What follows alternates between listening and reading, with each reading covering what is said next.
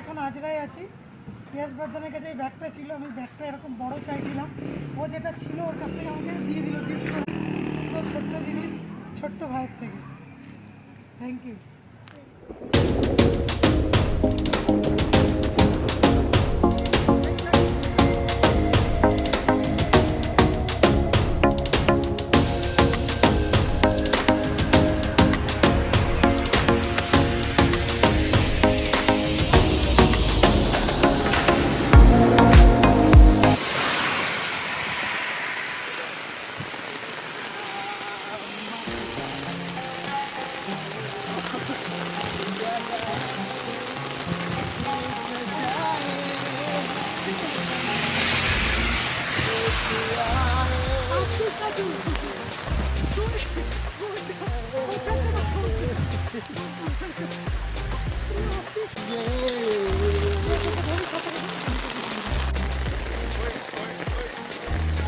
ও একরকমই নাচতে পারে, চুম্বান্ডু চুম্বান্ডু কর।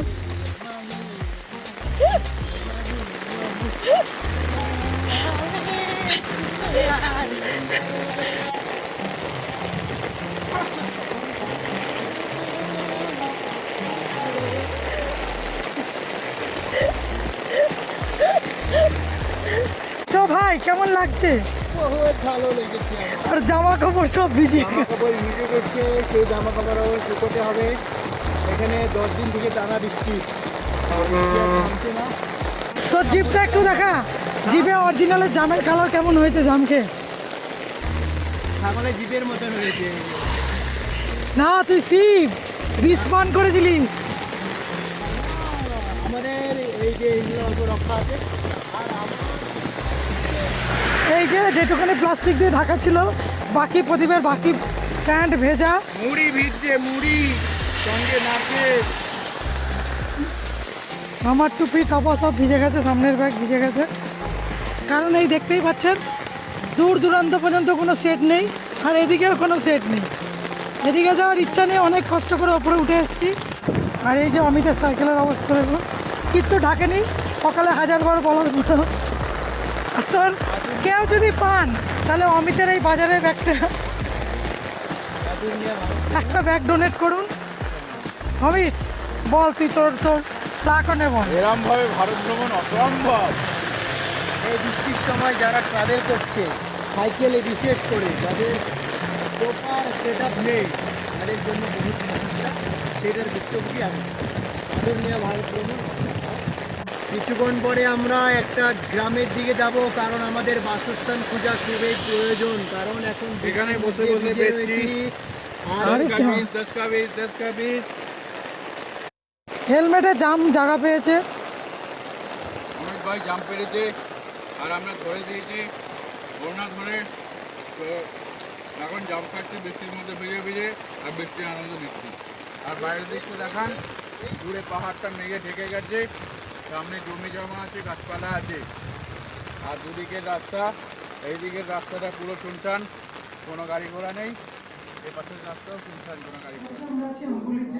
অঙ্গুলিতে একটা জিনিস পেয়েছি, সেটা দিয়ে নতুন একটা রেসিপি রান্না করছি। আসুন দেখি কি পেয়েছি। এই ছোট্ট কড়াইটা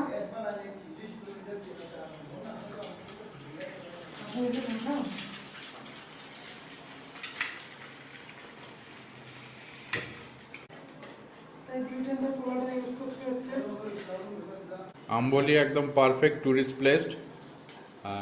ভারতবর্ষের সবচেয়ে বেশি বৃষ্টিপাত হয় মেঘালয় চেরাপুঞ্জিতে, তারপর হয় আম্বলিতে। তো এখানে এলপিজি গ্যাস ভরার কোনো অপশান নেই। এলপিজি গ্যাস আগে 30 কিলোমিটার আগে পাওয়া যেত, আবার 30 কিলোমিটার পর গেলে পাওয়া যাবে। রান্নাটা আমি ভালোই শিখিয়েছি মনে হচ্ছে সঙ্গীতাকে। এই জিনিসটা এরপরে টেস্ট করে বলবো কেমন হচ্ছে। এই ঘরটায় আমরা আছি।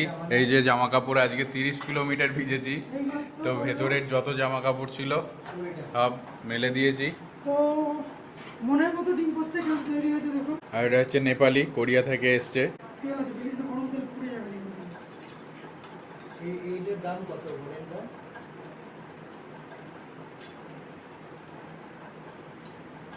সঙ্গীতা খেয়ে বলছে যে খুবই ভালো, আমি ওকে শিখিয়েছি। তো এটা হচ্ছে রান্নাঘর, আর এই ঘরটা হচ্ছে আমাদের বেডরুম, থাকার ঘর দিয়েছে এটা।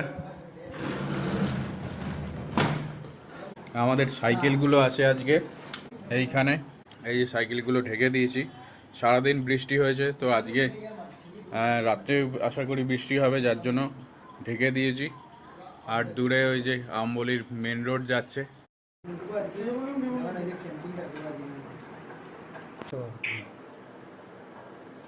যে হোটেলটা দেখালাম ওই হোটেলটার পেছনের ঘরটাতে আমরা রয়েছি, ব্যবস্থা দেখতেই পারলেন। আর এখানে আমাদের নিয়েছে পার ডে 250 টাকার জন্য, 250 টাকা করে। তো আমরা কালকেও এখানে থাকছি। তো আমরা বাজারে গেছিলাম সন্ধ্যেবেলা 7টার সময় এলপিজি গ্যাসটা খোঁজার জন্য, রিফিল করার জন্য। কিন্তু দেখলাম যে পুরো কমার্শিয়াল প্লেস, কোনো থাকার বাড়িঘর নেই। একটা মন্দির আছে, কিন্তু সেখানে আশ্রয় দেবে বলে মনে হলো না। মাত্র এখান থেকে 3-4 কিলোমিটার পর্যন্ত যা পুরো হোটেল আছে আর খাবারের দোকান আছে। কালকের দিনও আমরা আম্বলিতে আছি। আম্বলি কালকে আমরা এক্সপ্লোর করব, তার ভিডিও দেব।